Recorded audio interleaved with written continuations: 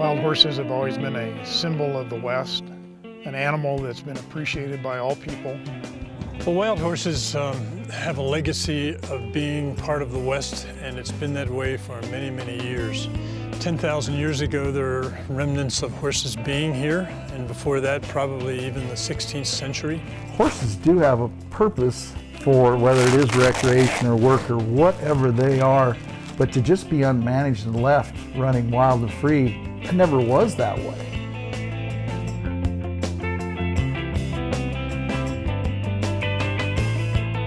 Horses were photographed in TV news programs being shot from the air by people in airplanes. People all over the country saw these horses being shot, and there was a national uproar. And because of that, there was a very quick passage of the Wild Horse and Burro Act. But that act is still in effect for all wild horses in the state of Wyoming, which means you cannot kill a wild horse. It's not the horses themselves or the burros themselves, it's the differences of opinions of how we should manage them.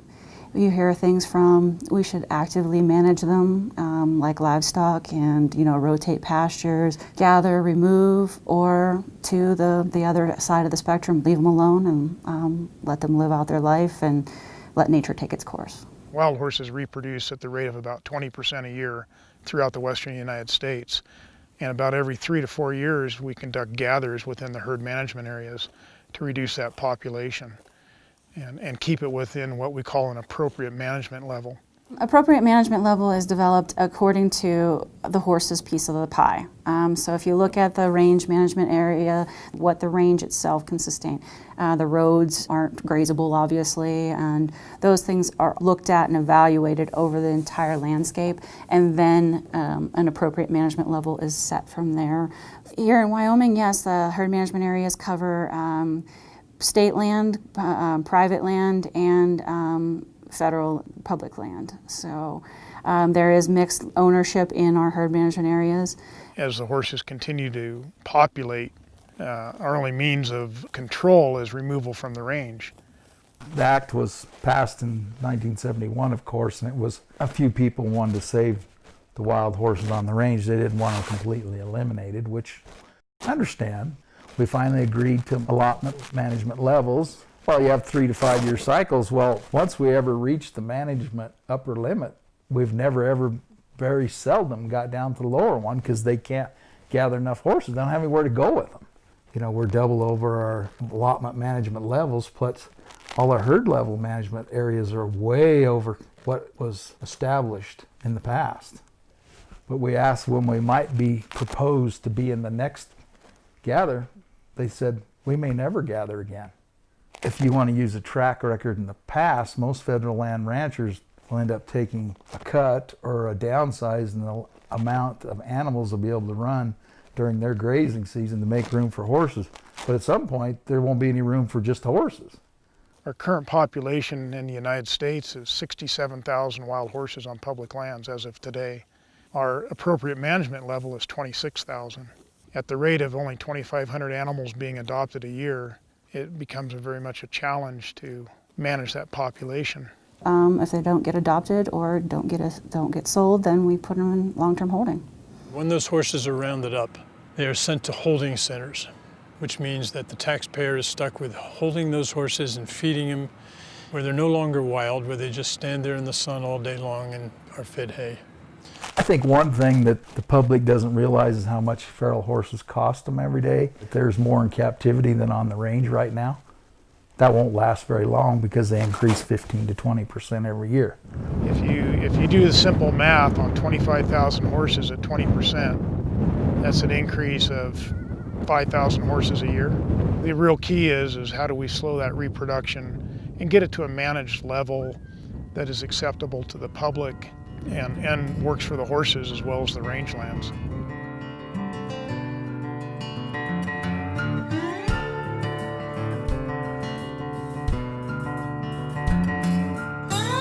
So our goal is to really, a couple things. First of all, to educate people about the wild horses and that they're a magnificent group. And that secondly, to help whoever needs to be helped to keep the population down. And in the McCulloch Peaks, we've been able to do that over the last few years by doing birth control for the horses. So in 2006, in Wyoming, we started using what we call PZP, and eventually that product wears off and the mare can cycle again, come into heat, and birth again. We're finding challenges, like with any animal, is birth control. It only seems to be working in certain herd management areas where we can do the darting annually, or we can go back and be treating every 2 years because it wears off. And then if we don't get back to it quick enough, then the horses are coming back really healthy after having a break. Other management opportunities are with eco sanctuaries. We have 2 wild horse eco sanctuaries in Wyoming. The premises of it was to have a place for the horses to live, plus open it up to people to come view the animals, and that would help offset the cost of caring for them. We saw in the paper where the Bureau of Land Management, the BLM, was looking for private landowners to help take the pressure off the public lands, but we took a crack at it thinking there's always ways to diversify and bring income in for the ranch, and 300 is what we started at, and eventually I'm sure we'll get a pretty good, or have good knowledge on either that's the perfect number or maybe 50 or 100 more would work. So the most rewarding thing I think is to take people out there, know that you're helping to educate them, and not only the horses, but they get to see an actual ranch. Jana said to me, she goes, Rich, out of the 30 years we've been there, whoever came in and said, what a beautiful cow you have. Everybody comes in and loves the horses. I haven't had anybody that thought different. The other management activity we use in Wyoming and other western states is what we call off-range pastures. These are private contracts. We have roughly 30 of those in the United States that house some 30,000 wild horses. So all this is part of the rational process to do reasonable things about protecting wild horses. It would be even more reasonable if people would adopt the horses. The other aspect of management is wild horse adoption. We take some of these horses in Wyoming and take them to the Riverton Honor Farm, a prison training program where the inmates work with the wild horses and halter and saddle start the animals for the public to adopt.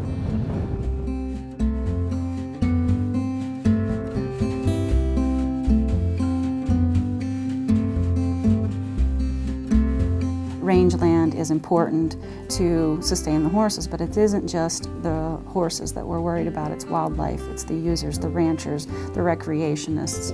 And so trying to find that balance with the forage base we have, with all the different uses of livestock, wildlife, wild horses, and rangeland health is a real challenge in the West. No, I just would like to see a sensible solution and something that we can all live with and that's manageable from a monetary and rangeland perspective. There's room for them, and most ranchers won't argue that there shouldn't be some. We've pretty much given in to that fact that there's never going to be total removal, which is fine. But our feeling is that if you had a designated management area where there wasn't other kinds of grazing, and where things like sage grouse or any other threatened or endangered species might be. Now, I can tell you about a little cooperative arrangement we've done which makes our area unique. The Friends of a Legacy program, FOAL, has what's called an MOU. It's an agreement with both the Bureau of Land Management and it was with Marathon Oil Corporation to provide a water source for not only the horses but for any of the wildlife and even cattle that happen to be in the management area. This is a cooperative relationship and it's worked very well, and it shows that advocacy groups, the government, and private industry can all work together. The whole perception of horses in this country is going to have to change, whether they're domestic or feral wild horses on the range. Search out the truth, and I mean, it takes all kinds of people in this world to make it go around. But if we all have the same passion, if we all love horses, or if we love the range, we can find a way to work together. And this is all part of this great thing we call the West. And what I hate to see is it get too civilized, I guess that's the word I'd use, you know, with people coming from the outside who want to make it like somewhere else. And so therefore I'm always thrilled to see the habitat being protected from bison to wolves to bears to sage grouse to whatever happens to be the particular animal that may face troubles in the future. And wild horses are part of that.